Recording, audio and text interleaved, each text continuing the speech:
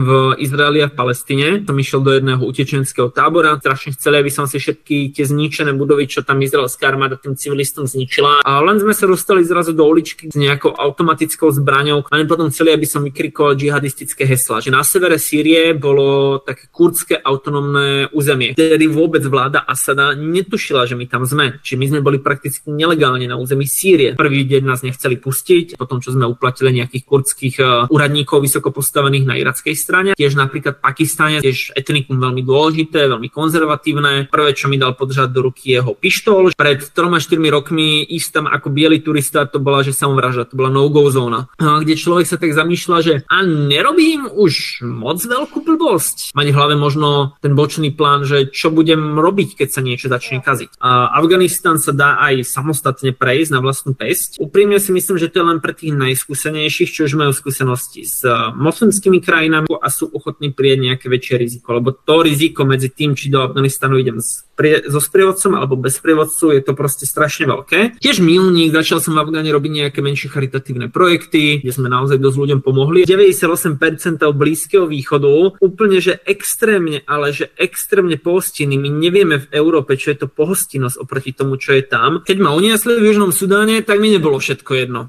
Ale vedel som, že proste musím s chladnou hlavou to riešiť, že nemôžem robiť paniku. OK, teraz ich idem počúvať, že čo odo mňa chcú. Trošku mi to možno dalo takú brzdu, že ja som povedal strašne veľký šťastkár, ale zase aj viem, že ako sa správať v tých krajinách, že sa neviem vyhnúť. Mogadišu v Somálsku. Tam by som priletel na letisko aj s platnými vízami, mne by otočili na najbližší let, kebyže tam nemám dohodnutú ozbrojenú eskortu a svojho vlastného fixera, teda človeka, je napojený aj na tie vládne štruktúry, aj nejaké to podzemie, dajme tomu, že má kontakty aj mimo tie vládne štruktúry. V Somálsku sme sa kúpali, lebo sú tam krásne pláže, čiže popri tom, čo za chrbtom chodí po zuby ozbrojený vojak a kde je to skazené tým turizmom a tí lokálni ľudia nie sú príjemní, sú vyslovene že odporní, lebo vidia nás ako chodiace peňaženky. Región, kde je extrémna korupcia. Ale naozaj, že extrémna. Extrémne nepríjemný a je to nehostinné pre bieleho človeka. Ghana sú strašne príjemní ľudia. Wow. Že toto v západnej Afrike, kde len počúva človek špína, bordel, korupcia, naozaj je to z veľkej časti pravda aj, tak to pobrežie Slonoviny bolo veľké prekvapenie.